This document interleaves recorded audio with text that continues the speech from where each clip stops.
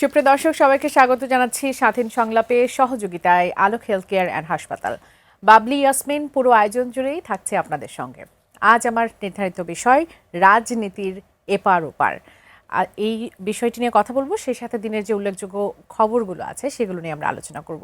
আমার সঙ্গে স্টুডিওতে আছেন এই মুহূর্তে সিনিয়র সাংবাদিক এম এ আজিজ, আপনাকে স্বাগত এই আয়োজনে।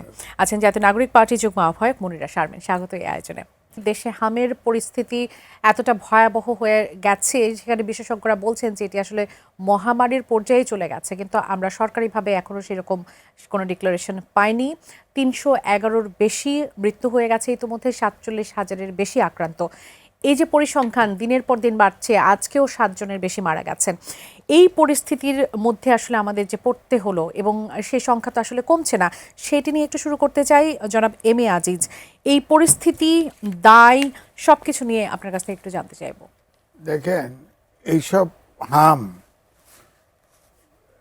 টিকা, এটার টিকাটা আগে দিতে হয়, এটা পরে দিয়ে কোনো লাভ হয় না।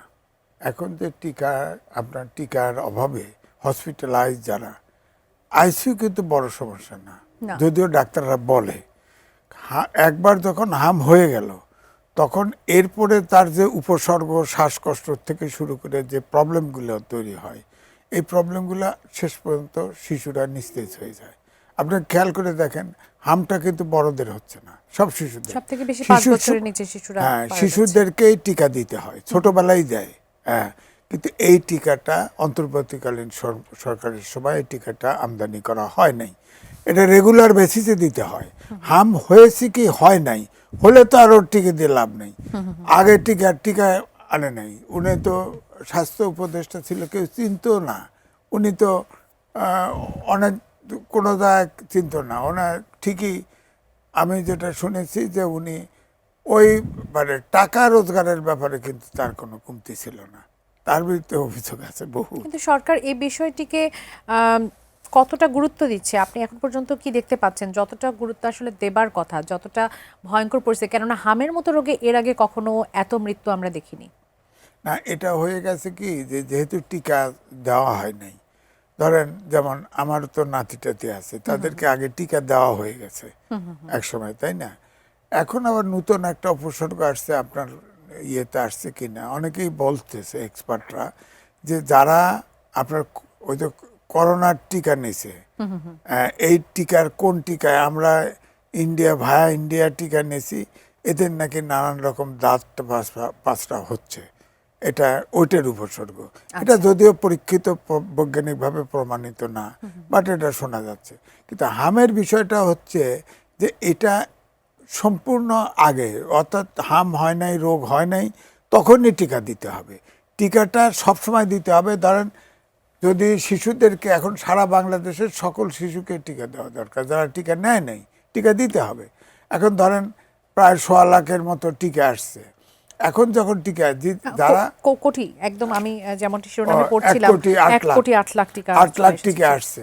কারণ 1 কোটি টিকা যথেষ্ট না, আমি বলবো যথেষ্ট না, তবু আসছে, পর্যায়ক্রমে আসছে, হয়তো আসতেছে। টিকা এর আগেও আসছে, ঢাকা শহরে দেওয়া শুরু হয়েছে। কিন্তু এটা হচ্ছে কি, ধরেন কমপক্ষে 95% শিশুকে টিকা দিতে হবে, অ্যাডভান্স টিকা। তাদের হাম হোক না হোক, অসুখ না হোক, এই টিকা দিতে হবে। এই টিকাটা আনা শুরু হয়েছে, হয়তো আসবে, কিন্তু টিকা আনতে আনতে তো অবস্থা খারাপ, বুঝছেন না? দেবার সঙ্গে সঙ্গে তো সেটা এখন ধরেন যে আকার ধারণ করছে, এটা তো মহামারী ঘোষণা করে তো লাভ নাই।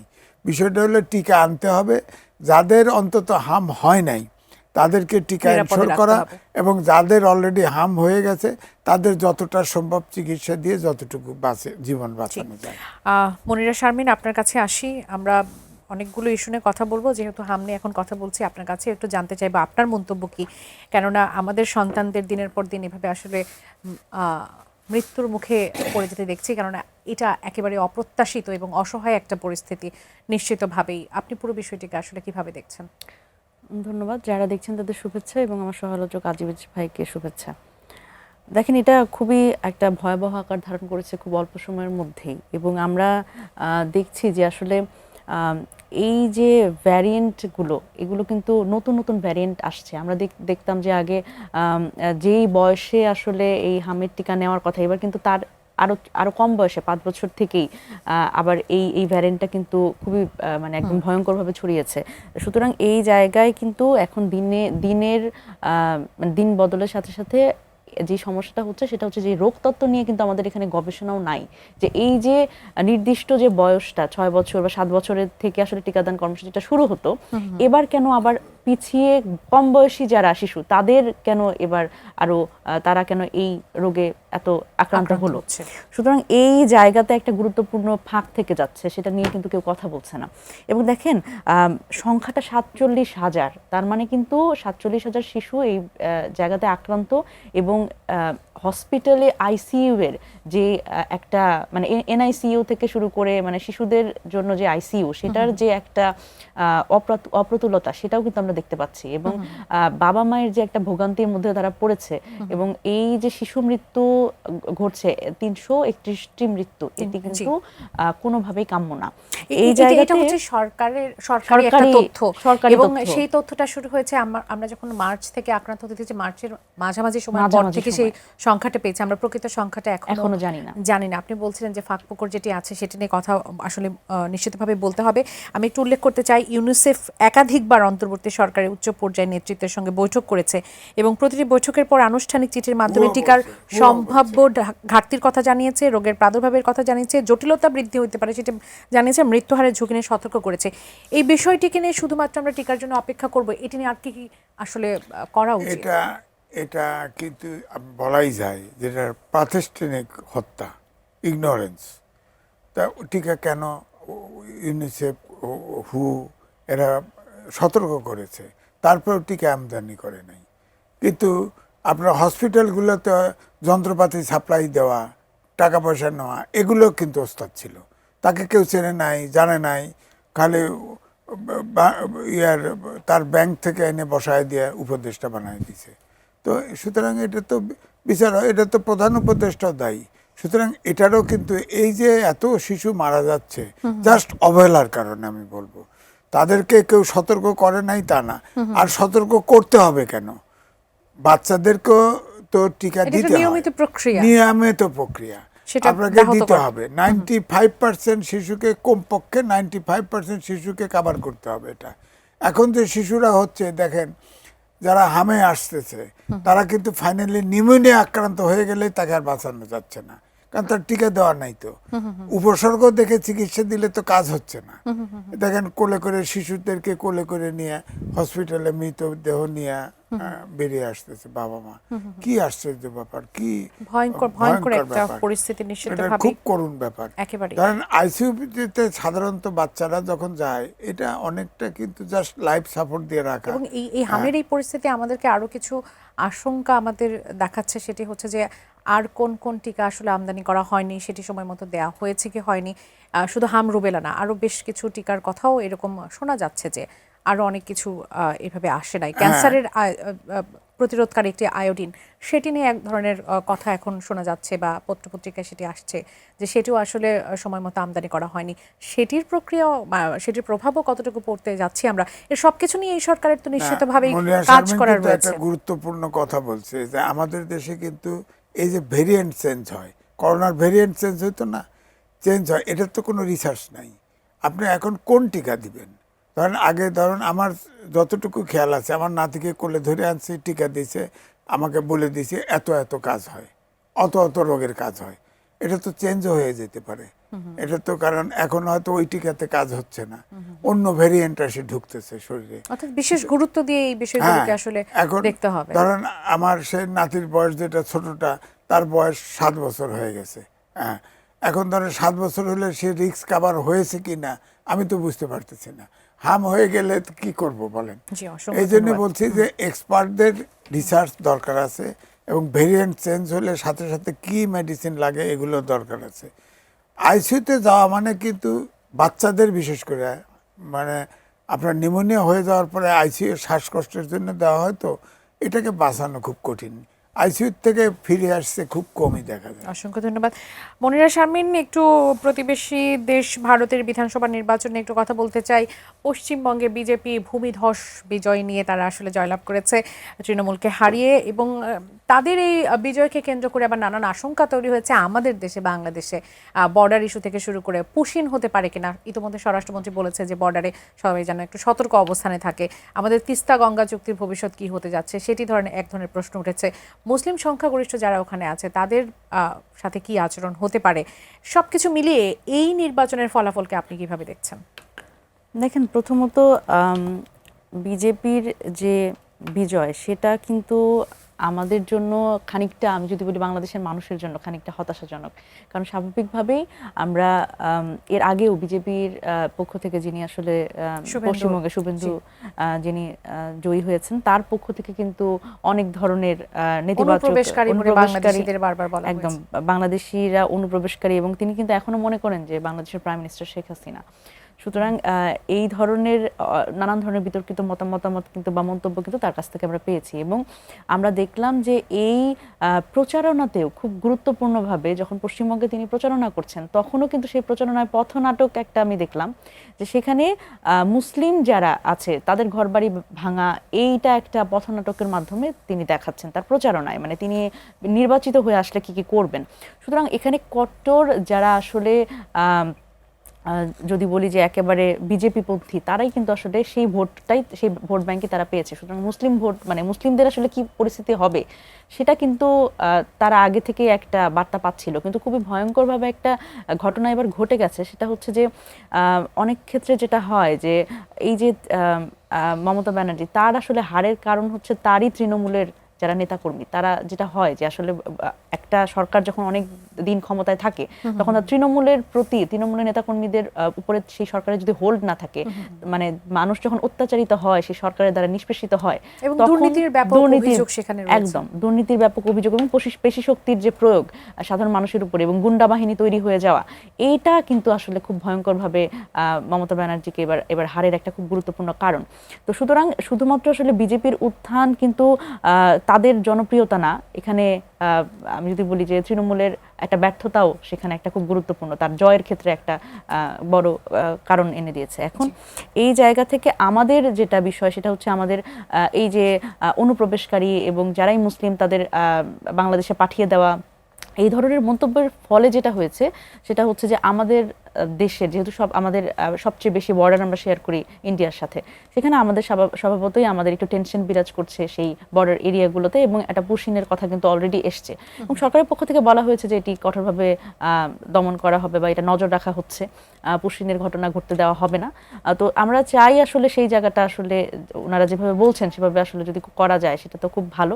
কিন্তু এখানে যে তিস্তার চুক্তির কথা বলা হচ্ছে, যে মমতা, আমরা এর আগেও দেখেছি যে মমতা ব্যানার্জির একটা তারই আসলে বিরোধের কারণে তারই কিন্তু একটা তিনি চাননি, এটা এই কারণেই কিন্তু তিস্তা চুক্তিটা নিয়ে আমরা সামনে আগাতে পারিনি। সেই জায়গা থেকে কিন্তু খুব যে আমি ব্যক্তিগতভাবে বিজেপি সরকার আসার পরে এটার ক্ষেত্রে যে খুব আশাবাদী হতে পারি সেটাও না।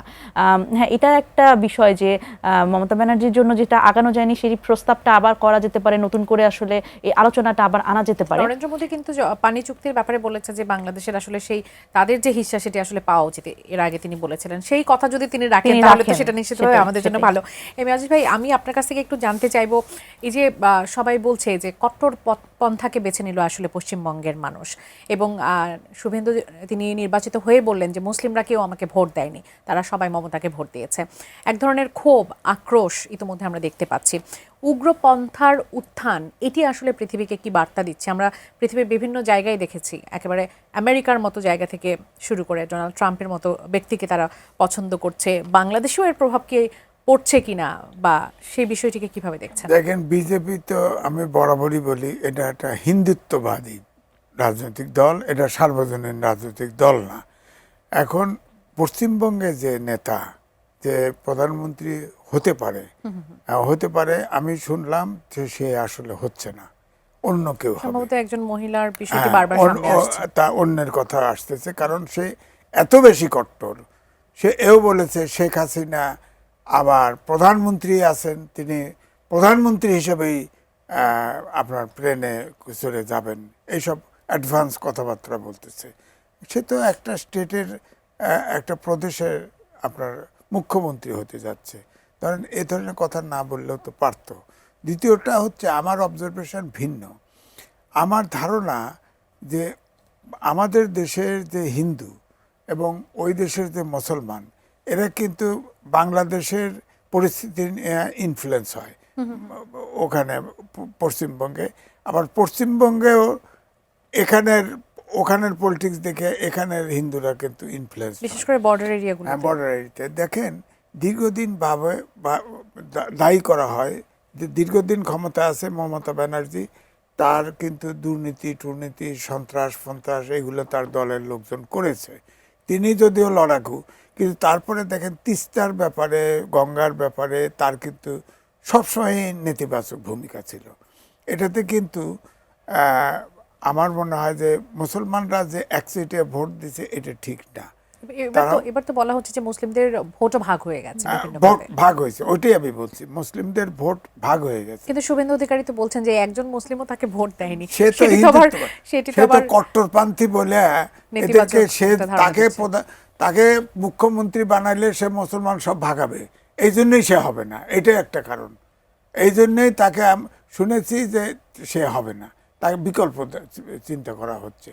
অর্থাৎ মোটামুটিভাবে অ্যাকোমোডেটিভ লোক, ধরেন আসাম, তারপরে মিজোরাম, এই জায়গা থেকে তো সব মুসলিম খেদাও আইনই করে ফেলছে। তো এখন ধরেন মুসলিমরা আছে, তাদের যদি খেলাতে চায়, কিন্তু আমাদের হচ্ছে কি মেইন হার্ড পয়েন্ট হচ্ছে ধরেন এই যে আপনি বললেন না নরেন্দ্র মোদী বলছে পানি হিস্সা, আরে তারা তো কোনোদিনই পানি পাবো না আমরা।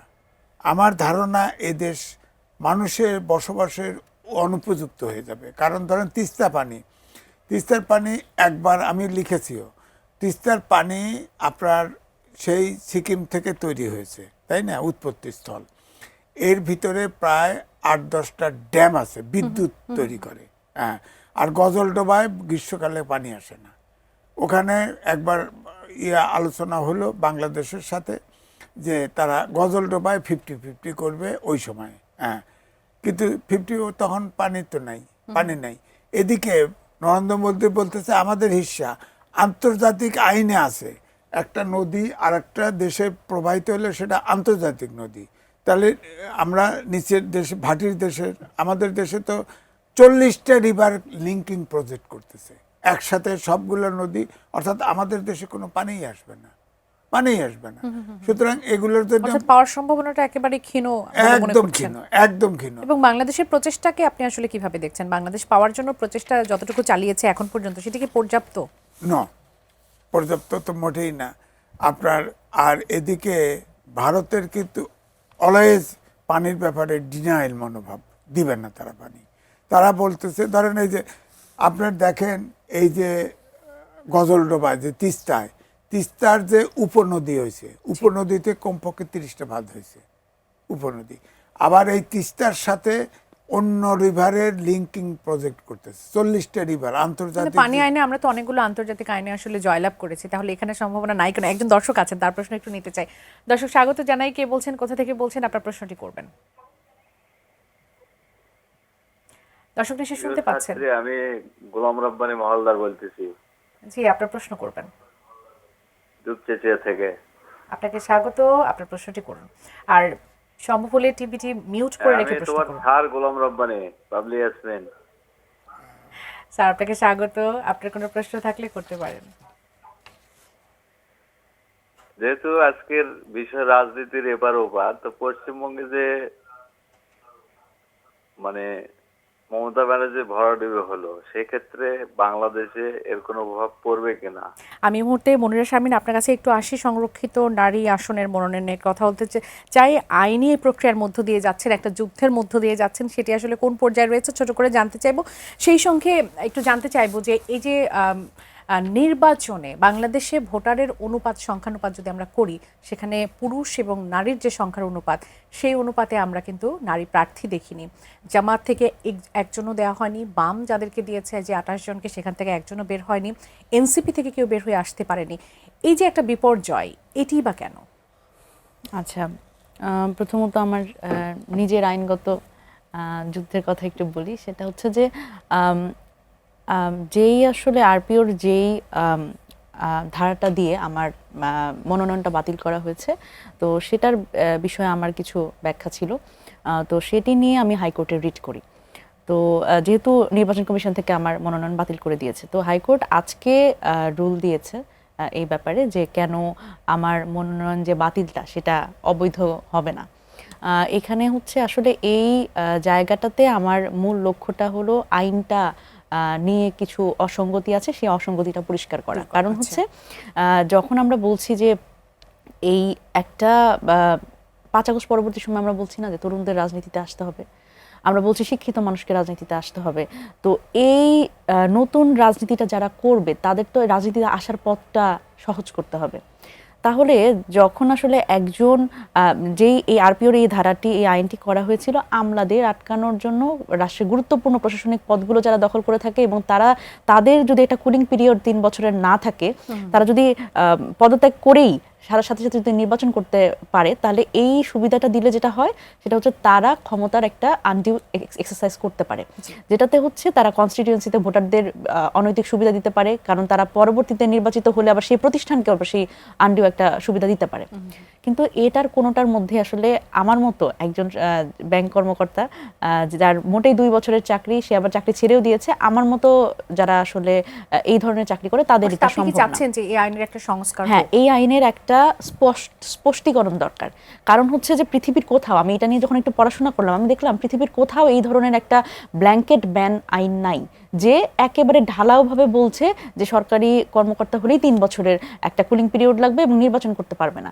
তাহলে একজন যদি নিজের ক্যারিয়ার স্যাক্রিফাইস করে আসলে এই জনসেবা করতে আসে এবং নির্বাচন করতে আসে এবং এই স্যাক্রিফাইসটা সে যদি করে এবং সে 5 আগস্টের পরে আমাদের বুঝতে হবে যে তরুণরা রাজনীতিতে আসছে, কারণ তারা চাইছে যে রাজনীতিতে একটা আমূল পরিবর্তন হোক, এই সংস্কৃতির একটা পরিবর্তন হোক, তো তাদের আসলে আসার পথ এটা রুদ্ধ করে দেওয়া হচ্ছে। এখন যদি একটু নির্বাচনে কেন হচ্ছে নারী প্রার্থীর এতটা সংকট এবং কেন বের হয়ে আসতে পারলো না নির্বাচনে, আসলে জয়লাভ করে আসতে পারলো না, সেটি নিয়ে যদি একটু কথা। প্রথমত আমি যদি বলি যে দলগুলোর এক ধরনের কার্পণ্যতা আছে এখানে নারীদের নিয়ে। এখানে আমি যদি বলি যে আমরা তো যখন আসলে এটির একটা খুব ভালো প্রমাণ আমি পেয়েছিলাম ঐকমত্য কমিশনে, যখন আমরা বলছিলাম যে 100 আসনে আমরা সরাসরি নারী নির্বাচন নিয়ে কথা বলি। আমরা ঐকমত্য কমিশনে কোনো নারী প্রতিনিধি ছিল? খুবই মজার বিষয় হচ্ছে সেদিন হচ্ছে পুরো ফোরামে মোটে বাম গণতান্ত্রিক যে জোট সেখান থেকে হয়তো একজন ছিল, সম্ভবত তাসলিম আপা ছিলেন গণসংহতি আন্দোলনের, আর আমি ছিলাম হচ্ছে এনসিপি থেকে, এবং এই আলোচনাতেও কোনো নারী আসলে পাঠাতে পারেননি আমাদের দলগুলো। তো সেই জায়গায় যে নারী আসলে সংসদে কিভাবে যাওয়া উচিত, প্রতিনিধিত্ব কেমন করে নিশ্চিত হবে, সেটার আলোচনাও করেছে আসলে একটা ঘর ভরা পুরুষ, আর শুধুমাত্র আমরা 2জন নারী ছিলাম। সুতরাং এই জায়গাতে আমার মনে হয় যে দলগুলো তখনও এই ধরনের অনেক কথা এসছে যে সরাসরি নির্বাচনের ক্ষেত্রে নারীরা এখনো প্রস্তুত না। যেখানে আমি 1972 সালের কথা বলছি, যখন 15টি সংরক্ষিত আসন দিয়ে এই যাত্রাটা শুরু হয়েছিল, সেই 15টি এখন 50টিতে এসে পৌঁছেছে, কিন্তু আমরা দেখছি এখনো সরাসরি নির্বাচনের ক্ষেত্রে আমাদের রাজনৈতিক দলগুলোর এখনো অনীহা, এবং তারা বলছে এই বাস্তবতা নাই। 15 থেকে যখন আসলে 50 হলো, এর মধ্যে যে গুণগত পরিবর্তন সেটি কি এসেছে? এটি আমার কাছে মনে হয় যে এর আগ পর্যন্ত, এই সংসদের আগ পর্যন্ত আমি বলবো এটা একেবারে পুতুল প্রতিনিধিত্ব ছিল। এটা আসলে স্বজনপ্রীতি, তারপরে হচ্ছে আত্মীয় স্বজন সবাইকে ঢুকানো, এবং আমরা দেখেছি প্রধানমন্ত্রীর কাজের লোক তিনিও নারী সংরক্ষিত আসনে সুযোগ পেয়েছেন এর আগে। সুতরাং সেই জায়গায় হচ্ছে গুণগত যে পরিবর্তনটা আমরা আশা করেছিলাম, বা এই সংরক্ষিত নারী আসনের যে একটা প্রয়োজনীয়তা এবং এটার সত্যিকার অর্থে এটার বাস্তবায়ন সেটা আমরা দেখতে পাইনি। তবে এই সংসদ নিয়ে আমি কিন্তু আশাবাদী। এই সংসদ নিয়ে আমি এই কারণে আশাবাদী, আপনি দেখেন বিএনপি থেকে বিএনপি যাদের আসলে মনোনয়ন দিয়েছে তাদের মধ্যে কিন্তু অনেকেই খুব যোগ্য নারী আছে, কিন্তু কাজের সুযোগ আপনি শুরুতে বলছিলেন যে নারীদের আসলে বঞ্চিত করা হয়েছে দলগুলোর পক্ষ থেকে। সংরক্ষিততে যারা থাকবে তাদের কি আপনার মনে হয় যে কাজের সেই সুযোগটা আসলে তারা দেবে, কথা বলার সুযোগটা দেবে, বা আপনারা চাইলে একটা দাবি সেখানে আসলে আদায় করে নিতে পারবেন, সেই সুযোগটা এখন পর্যন্ত তো আসলে নেই। এটা নিয়ে হচ্ছে আমার আসলে সন্দেহ আছে, কারণ আমার মনে হয় যে এই যে দলীয় আনুগত্যের বাইরে যে সংরক্ষিত নারী আসনে নারীরা যেতে পারবে কিনা, এবং এত যোগ্য নারী একটা সংসদে আছে, তারা যদি তাদের মতামত মতটাই প্রকাশ করতে না পারে। এবং আপনি দেখেন একজন আমি স্বতন্ত্র এমপির কথা বলতে চাই, রুমিন ফারহান আপার কথা। উনি আমরা দেখি যে উনি যখন আসলে সংসদে কথা বলার জন্য বারবার করে উনি সময় চান, কিন্তু ওনাকে দেয়া হয় না। বারবার বিভিন্ন ইস্যুতে উনি যখন আসলে কথা বলবার সুযোগ চান তখন দেয়া হয় না। তো সেই জায়গায় সংরক্ষিত নারী আসনে যারা আসলে দলের থেকে সিলেক্টেড, তাদের আসলে কতটা স্বাধীনতা দলগুলো দেবে, এটা নিয়ে আমার একটা বড় বড় আশঙ্কা আজিজ আছে। স্যারের কাছে একটু জানতে চাইবো, এই যে বলা হয় যে সংসদের অলংকার নারীরা, কেউ কেউ আবার নিজেদের ট্রফি বলেও আসলে এর আগে উল্লেখ করেছেন, সেক্ষেত্রে আসলে জানতে চাইবো, এই যে যেমনটি মনিরা শারমিন বলছিলেন যে দলীয় আনুগত্যের বাইরে গিয়ে কথা বলার যে জায়গাটা, সেটা নারীদের জায়গাটাই যখন সংকুচিত হয়ে আসছে, অংশগ্রহণের জায়গাটুকু সংকুচিত, প্রতিযোগিতার জায়গাটুকু সংকুচিত হয়ে আসছে, তখন আসলে এই সংসদে এই যারা হচ্ছে এখন মনোনীত হচ্ছেন তাদের নিয়ে আপনি কতটা আশাবাদী? না দেখেন, এরা হাত তোলা পার্টি হবে, কারণ ৭০ অনুচ্ছেদ কিন্তু এখনো সংশোধন হয় নাই। হ্যাঁ, ৭০ অনুচ্ছেদ থাকলে এটা কথা বলতে পারবে না। দ্বিতীয়টা হচ্ছে যে প্রশ্নটা আসছে, তার আমি চিটাগাং থেকে শুরু করে ইয়ে পর্যন্ত আপনার কি জামালপুরের উল্টা পাশে ওই পর্যন্ত আমি শেরপুর, হ্যাঁ জামালপুর, হ্যাঁ শেরপুর আচ্ছা আচ্ছা। পুরা হিল আমি হেঁটে লিখছি এবং আমি রিপোর্ট করেছি। ওখানে তো নারী শাসিত সমাজ ব্যবস্থা। আপনার আমাদের দেশের সমাজ ব্যবস্থা যদি পরিবর্তন না হয়, নারীরা কিন্তু এইভাবেই ট্রফি হিসেবে থাকবে। আপনার নমিনেশন দেয় না কেন? দেয় না কারণ হচ্ছে নারীরা নমিনেশন দিলে সে পাশ করবে না, কারণ পুরুষরাও ভোট দেবে না, নারীরাও ভোট দেবে আর যদি না। নমিনেশন নাই দেয় তাহলে নারীরা আসলে ওই প্রতিযোগিতার সুযোগটা কোথায় পাবে? না, সুযোগটা পাবে না, কিন্তু কেউ তো পার্লামেন্টে সিট হারাতে চায় না। এই জন্য এই যে সিট তৈরি করছে, ধরেন এই যে এখন মনিরা শারমিন বলল যাদেরকে নেওয়া হলো, এদের ভিতরে খারাপও আছে ভালোও আছে, রাজনীতি করেছে এমন আছে, ভালো আছে খারাপও আছে, কিন্তু এরা যত ভালোই থাকুক না কেন, হাত তোলা ছাড়া তো কোনো রাস্তা নেই। অর্থাৎ যে প্রতিশ্রুতির কথা তারা আসলে বলছে, আমরা পিছিয়ে পড়া নারীদের নিয়ে কাজ করব, আমরা নারীদের মঙ্গলের জন্য কাজ করব, নানা ধরনের সুযোগ সুবিধার জন্য কাজ করব, সেই সুযোগটুকু তো সম্ভবত তারা আসলে পাচ্ছে। এটা বলার জন্য বলা, হয়তো চেষ্টা করবে। হ্যাঁ, এখন সে এমপি হবে, ধরেন হলে চেষ্টা করবে যতটুকু সম্ভব, হয়তো এক সময় তার ক্যারিয়ার বিল্ড আপ করবে। কিন্তু আমি বলছি যে সমাজ ব্যবস্থা পরিবর্তন, ধরেন পড়াশোনা এখন নারীরা ভালো করতেছে, গড় আয়ু নারীরা বেশি।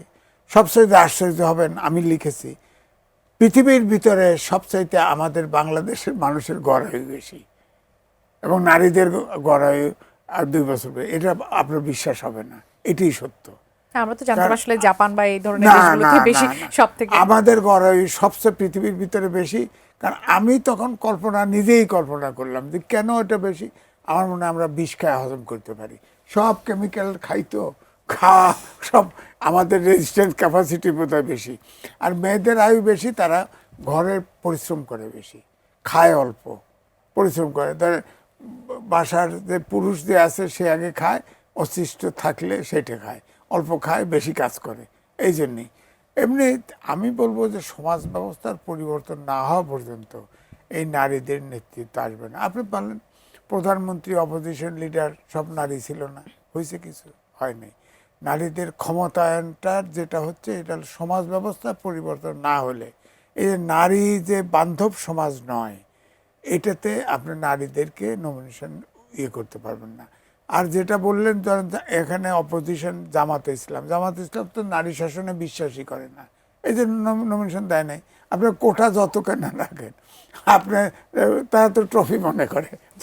ধন্যবাদ মনিরা শারমিন। একটু আবার আপনার কাছে আসে, যে দলীয় মতের বাইরে কথা বলার জায়গাটা অনেক কম, আপনার জন্য আমাদের শুভকামনা আছে। আমরা খুব খুশি হব যদি আপনাকে সংসদে আমরা দেখতে পাই।